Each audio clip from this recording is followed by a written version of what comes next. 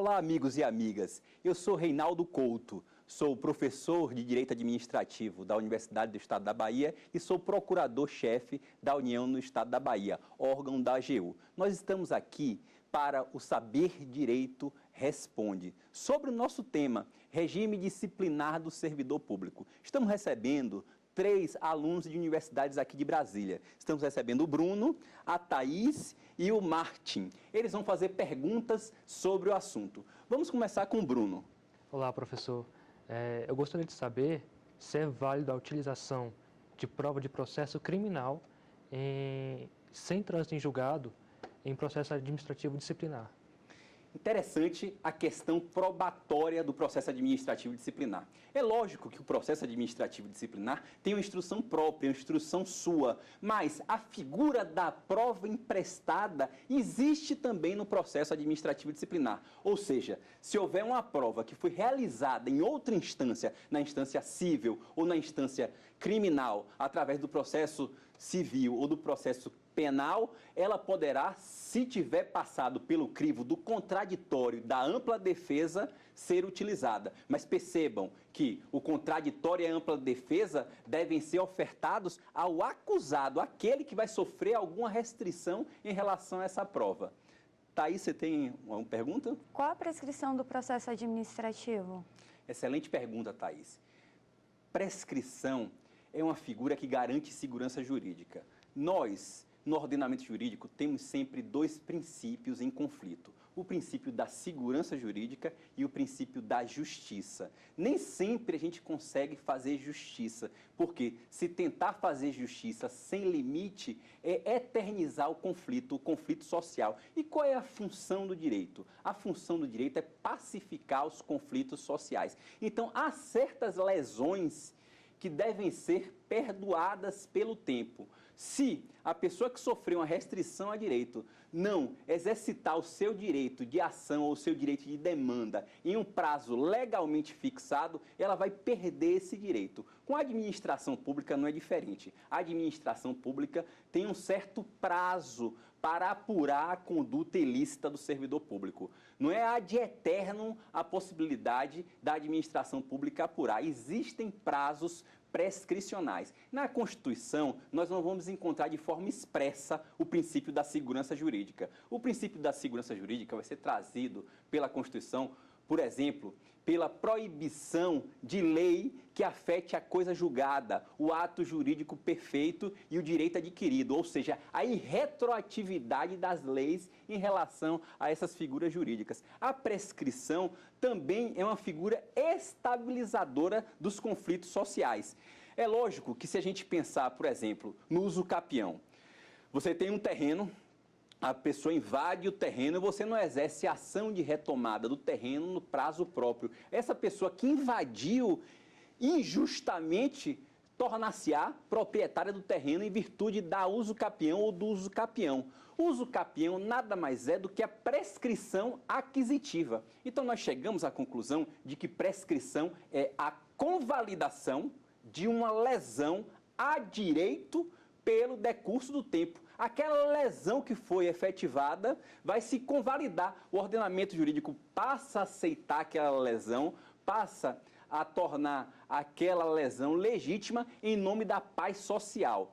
A administração não pode ficar em mora por muito tempo. Tem que instaurar imediatamente o processo administrativo disciplinar ou a sindicância punitiva. E existem prazos para isso. O artigo 142 da Lei 8.112 estabelece, Thaís, os prazos claramente. Os prazos são de 5 anos, 2 anos e 180 dias. O prazo de prescrição de 5 anos se dá em relação às condutas punidas com demissão e cassação de aposentadoria ou disponibilidade. Ou seja, se a administração pública não iniciar o processo administrativo em 5 anos da data que ela tomou ciência do ilícito, percebam que no processo administrativo o marco temporal inicial da prescrição é diferente. Nos processos normais, a prescrição passa a fluir da lesão, do ilícito, da data do ilícito. Em relação ao direito disciplinar, não. A prescrição passa a fluir da data que a administração pública teve ciência do ilícito. O ilícito pode acontecer em uma época e a administração pública ter ciência muito depois, ainda assim ela poderá apurar, mas ela tem os limites trazidos pelo artigo 142. Quais são os limites?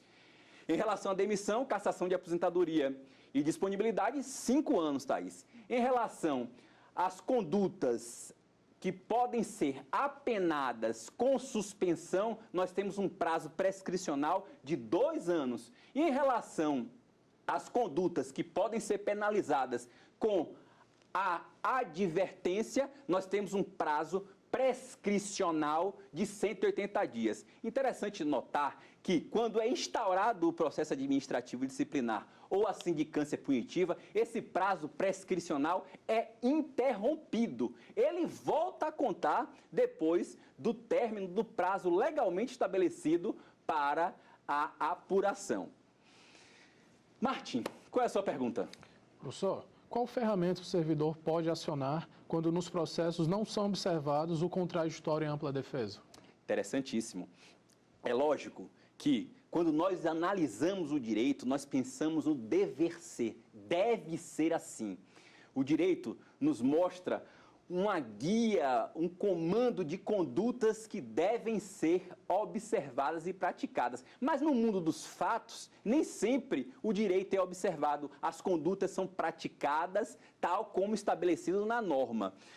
A comissão tem o dever de observar a lei, de observar o procedimento, o rito pré-estabelecido, de observar as normas processuais pré-estabelecidas. Mas pode acontecer da comissão não observar o que foi estabelecido pela lei, ensejar a nulidade. Quando ela não observa as normas que estão estabelecidas no rito processual, a gente está diante de uma nulidade. O ato é nulo.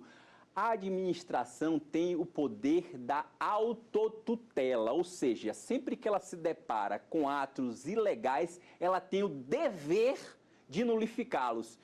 Então, primeiramente, a administração, notando um vício no processo, Martim, ela pode nulificar o processo. Mas se ela não fizer, se a administração for omissa, se a comissão for parcial, se a comissão tiver algum interesse e não nulificar aquele ato, aí o acusado ou indiciado deve buscar o quê? O Poder Judiciário.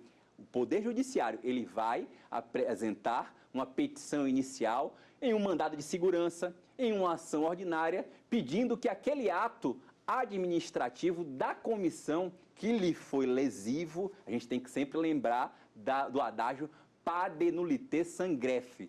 Não existe nulidade sem prejuízo. Se ficar demonstrada a nulidade, ficar demonstrado o prejuízo, aí o Poder Judiciário pode invadir a esfera administrativa e determinar a nulidade daquele ato, através de um mandado de segurança, através de uma ação ordinária.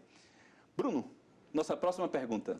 Professor, quais são as formas de citações e intimações no processo administrativo disciplinar? Perfeito. Comunicação dos atos processuais. A Lei 8.112 estabelece formas simples de comunicação de atos processuais. Ela estabelece a intimação e a citação. Para todos os atos, quase todos os atos, utiliza-se a intimação. É óbvio que o acusado e o indiciado, eles devem ser intimados de todos os atos do processo, sob pena de acarretar nulidade. O seu procurador, ou o próprio, se ele tiver, ou o próprio indiciado, ou acusado, ambos todos devem ser intimados, por exemplo, de oitiva de testemunhas. Foi marcada, agendada uma oitiva de testemunha. O acusado, ele deve ser intimado diretamente ou através do seu procurador. Foi indicada a realização de uma perícia. Ele tem que ser intimado da perícia, tem que ser intimado para apresentar quesitos e tem que ser intimado para contraditar a perícia. Então, esses atos de comunicação são relevantíssimos a fim de que o processo seja rígido, que o processo possa chegar ao seu fim sem qualquer nulidade. Depois da instrução terminada, há um ato especial, é o ato de citação do agora indiciado. ele deixou de ser acusado, houve a tipificação do ilícito, ele participou de toda a instrução se encerrou, agora ele vai ser citado para apresentar defesa. Existem duas formas de citação no processo administrativo disciplinar, Bruno. A primeira forma é através de mandado. Ele vai ser intimado através de mandado. Mas se ele estiver em local incerto e não sabido, ele vai ser intimado através de edital, publicado no Diário Oficial e em jornal de grande circulação do último lugar onde ele tenha residido. Então, nós temos esses dois tipos clássicos de atos de comunicação no processo administrativo disciplinar, a intimação e a citação. Thaís? O processo administrativo faz coisa julgada? Interessantíssima questão. A gente tem a doutrina atual do direito administrativo dizendo existir coisa julgada administrativa. A doutrina clássica do direito, se a gente pensar, por exemplo, nas décadas de 70, nas décadas de 60 e 50, dizia que não havia coisa julgada na seara administrativa, que só a falar em coisa julgada quando nós estamos nos referindo ao poder judiciário, que diz o direito de maneira definitiva. Somente o poder judiciário poderá dizer o direito de forma definitiva. Mas a evolução tem nos mostrado que certas decisões administrativas podem fazer coisa julgada na própria esfera administrativa. No processo administrativo disciplinar, nós podemos pensar em coisa julgada administrativa, sim, em relação à punição. Foi aplicada a punição, a administração não pode mais rever a punição aplicada. A administração não pode mais agravar a punição aplicada. Mas existe, na 8.112, um instrumento que relativiza a coisa julgada administrativa em relação ao servidor que foi punido. O servidor pode se utilizar da revisão do processo administrativo, sempre que surgirem fatos novos, fatos inéditos que possam alterar a punição que foi dada, o servidor poderá se utilizar, o ex-servidor, da revisão do processo administrativo a qualquer tempo. Agora percebam que a revisão não pode ser impérgios, ou seja, a revisão será sempre para melhorar a situação daquele servidor ou ex-servidor que foi punido. Agora vamos ao intervalo. Em breve voltaremos. Conto com a sua audiência. Um abraço.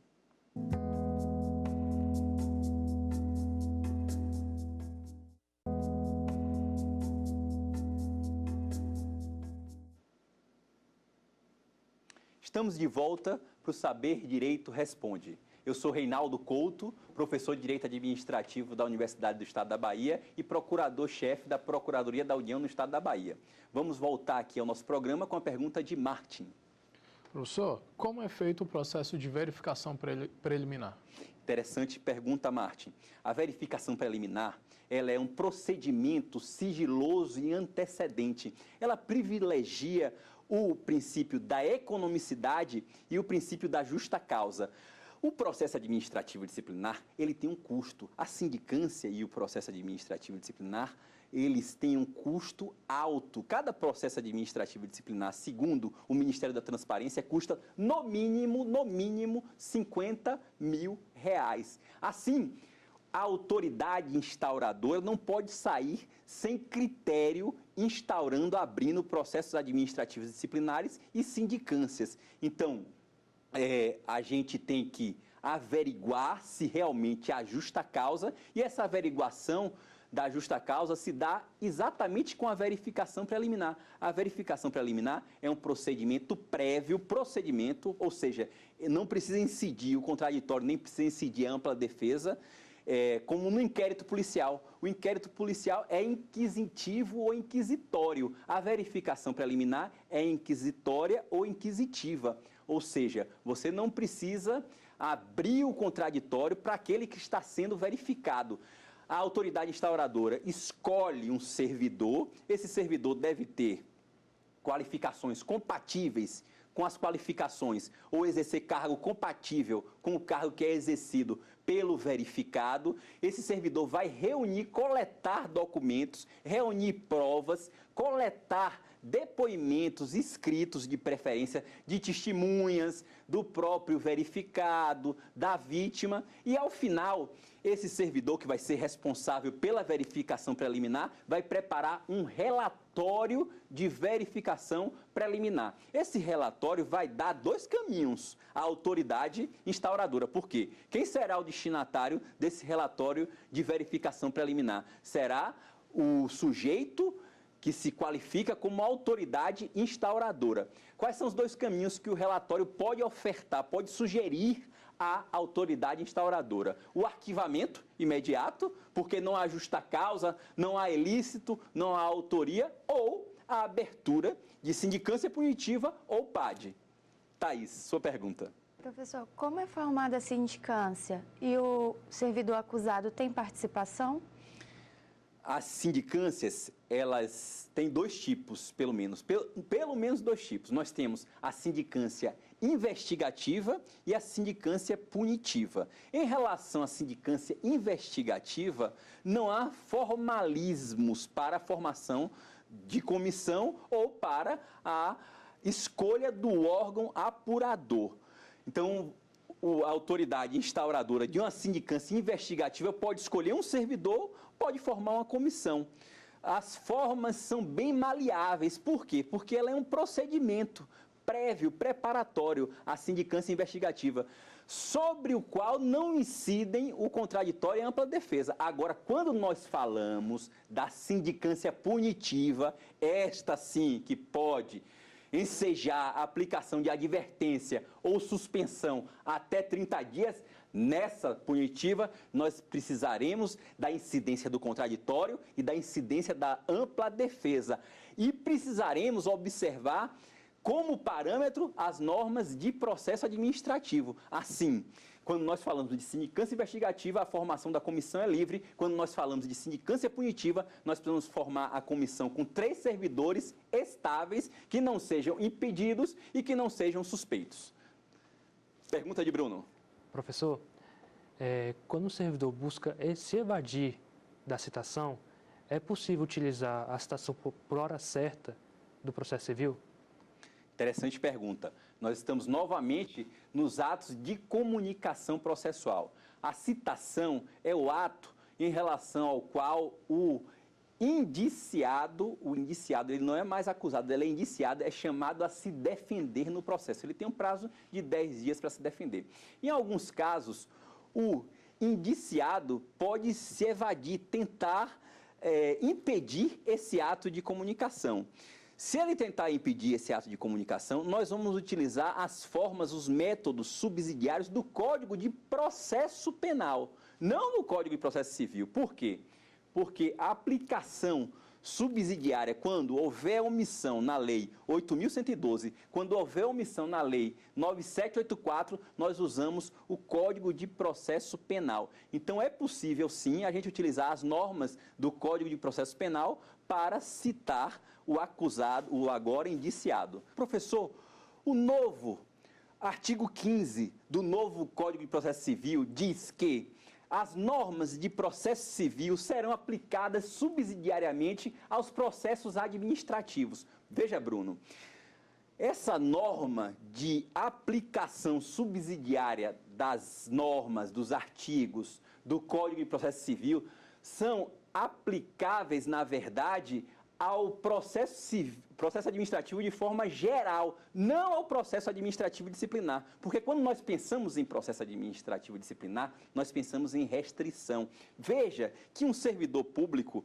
pode preferir cumprir uma pena restritiva de direito relacionada a limitações de final de semana ou pagar uma pena pecuniária, que são sanções a crime. Percebam que o artigo 43 do Código Penal e o artigo 44 estabelecem as penas restritivas de direito, que são substitutivas das penas privativas de liberdade. Assim, nós temos que aquele sujeito que praticar um crime cuja pena foi igual ou inferior a 4 anos, ele poderá ser beneficiado com a substituição da sua pena restritiva de liberdade por uma pena restritiva de direito. Quer dizer, ele vai sofrer uma sanção menos grave do que um servidor que for demitido. Tem servidores que preferem cumprir penas restritivas de direito do que serem demitidos. Assim, toda a lógica e toda a teoria geral do direito disciplinar, toda a construção do direito disciplinar é pautada em restrição e se assemelha muito mais ao Código de Processo Penal do que ao Código de Processo Civil. Então, nós vamos utilizar de maneira subsidiária sempre a Lei 9784 e depois o Código de Processo Penal. Martim, sua pergunta. Professor, em qual ocasião a autoridade estadual competente pode delegar sua competência de julgamento para a esfera federal?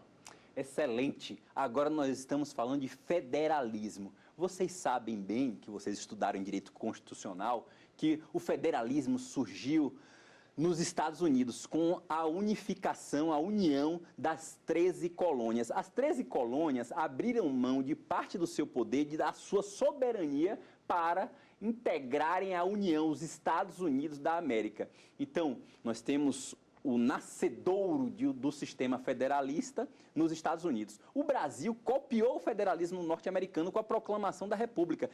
Note que, em 1824, quando vigia a Constituição Imperial, o Brasil era um Estado unitário, não havia entes federativos. Com a proclamação da República, nós instauramos no Brasil o federalismo, que foi ratificado pela Constituição de 1891. Esse federalismo pressupõe a autonomia dos entes federados, não a soberania. Os entes federados não são soberanos, mas são autônomos. Nós temos 4 entes federados no Brasil: a União, os estados, o Distrito Federal e os municípios. Todos com autonomia legislativa em relação ao direito administrativo. Assim, Martim,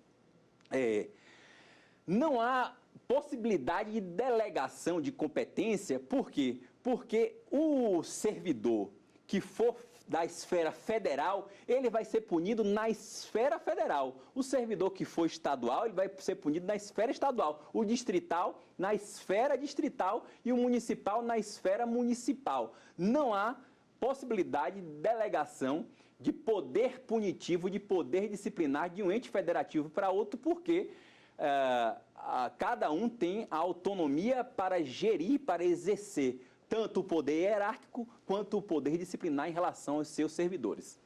Amigos, ficamos por aqui. Nós tratamos do regime disciplinar do servidor, nós respondemos às perguntas dos alunos e esperamos que vocês tenham gostado. Nos sigam depois do programa no YouTube, porque o programa também será publicado na rede social YouTuber. Um grande abraço e muito obrigado. Ficou com dúvidas? Então mande um e-mail para saberdireito@stf.jus.br.